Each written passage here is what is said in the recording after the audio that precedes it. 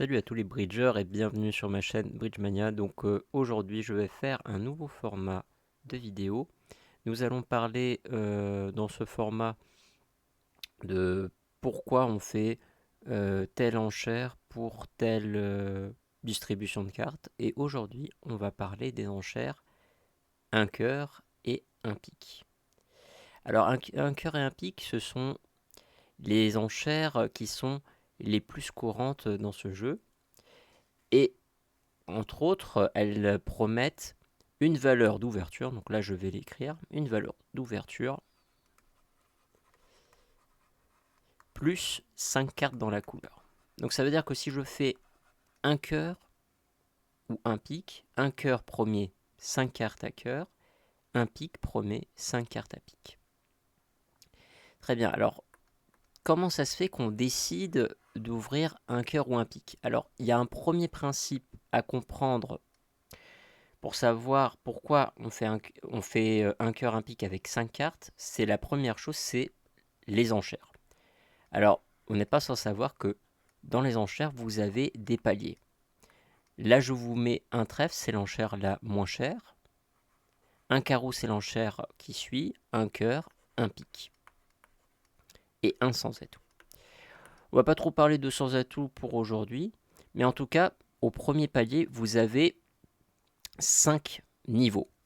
La plus chère étant un sans atout, on va dire que la plus chère des couleurs c'est un pic, et la moins chère c'est un trèfle. Alors, on voit tout de suite qu'il y a une dichotomie qui se construit autour des enchères, des couleurs. Là, vous avez ce qu'on appelle les couleurs mineures, et là, vous avez ce qu'on appelle les couleurs majeures. Donc, qu'est-ce que ça veut dire? Ça veut dire que si quelqu'un il fait une enchère d'un trèfle ou un carreau, eh bien, son adversaire peut très bien mettre un cœur ou un pic très facilement au même palier, au niveau de 1. Alors que si euh, votre adversaire il fait un cœur ou un pic, pour pouvoir parler avec une couleur mineure, il va falloir s'exprimer à un palier au-dessus, au palier de 2. Vous devrez être obligé de dire 2 trèfles ou bien 2 carreaux.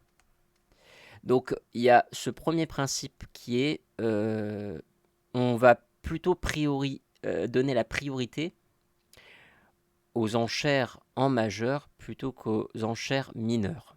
C'est pour ça que très souvent la couleur de trèfle ou de carreau sont vouées à des explications plus artificielles, à des enchères plus artificielles que naturelles. Donc aujourd'hui on parle d'un cœur ou un pic. Maintenant, on va expliquer pourquoi il faut absolument 5 cartes et pourquoi pas 4. Alors, on va faire un petit schéma des distributions. Là, par exemple, je vais classifier les distributions que normalement vous êtes censé savoir connaître, mais je vais quand même les préciser ici. La main la plus courante que vous pouvez avoir dans votre main, c'est la main 4-4-3-2. Ensuite, dans l'ordre, c'est 5-3-3-2. Ensuite, 5-4-3-1. Et ensuite, la main qui suit, c'est 5-4-2-2. Et 4-3-3-3. Donc ça, c'est les mains les plus courantes. Alors, je vais mettre les pourcentages. Pour celle-là, c'est 21,6%, quelque chose comme ça. 15,5% pour 5-3-3-2. La 5-4-3-1, c'est la seule main courante ayant un singleton. C'est 12,9. 5-4-2-2, c'est 10,6. Et ensuite, la 4-3-3-3, 10,5%. Donc là, ici, on cumule les mains qui sont les plus courantes dans le bridge. Et ensuite, vous avez ce qu'on appelle les couleurs sixièmes. Vous avez la 6-3-2-2, la 6-4-2-1, la 6-3-3-1. Ça, ce sont les couleurs sixièmes qui sont répertoriées immédiatement après. Ensuite, vous avez les mains un petit peu excentrées. Vous avez la 5-5-2-1, la 4-4-4. Ok. Donc là, je mets pas les pourcentages. Bon, j'aurais peut-être mettre les pourcentages, mais je vais pas les mettre aujourd'hui.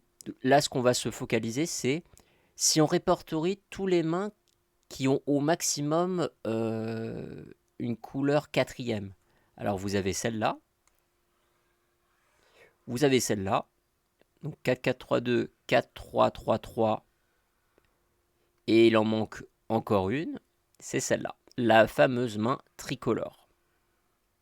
Alors la main tricolore, je ne l'ai pas dit, mais c'est à peu près 3%. Donc on les a toutes répertoriées. Donc ça veut dire que nous avons 21,6 plus 10,5 plus 3%, ce qui va me faire un total de, je pense, ça fait 35,1%. Ça veut dire que la plupart du temps, dans environ 65% des cas, vous aurez au moins une couleur cinquième. Donc avoir une couleur cinquième, c'est absolument quelque chose de très commun, et c'est normal que quand vous avez 5 cartes à cœur ou à pique, vous les ouvrez d'un cœur ou un pique. Ainsi, donc nous avons parlé du fait qu'il en faut 5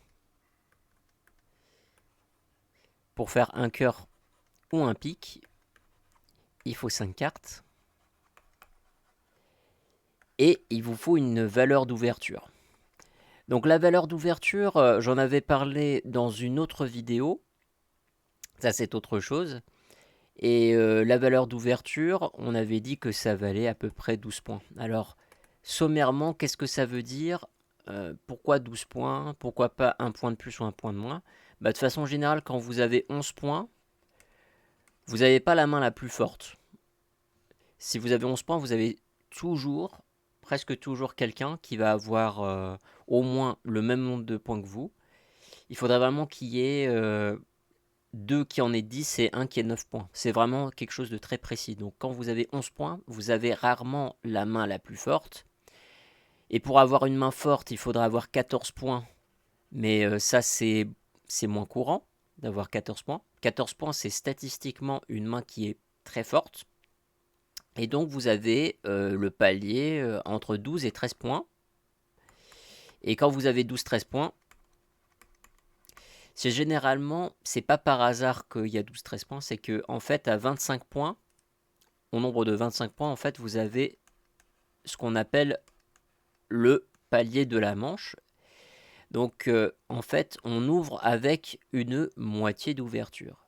Ce qui est assez logique en soi parce que si en fait on a moins de la moitié d'une ouverture et que tout le monde a moins que la moitié d'une ouverture, en fait si quand on fait une enchère, on espère quand même avoir une manche. Si je ne peux pas avoir une manche, je préfère ne pas faire d'enchère. Donc une condition qui est nécessaire, c'est d'avoir la valeur d'ouverture avec donc ces fameux 12 points.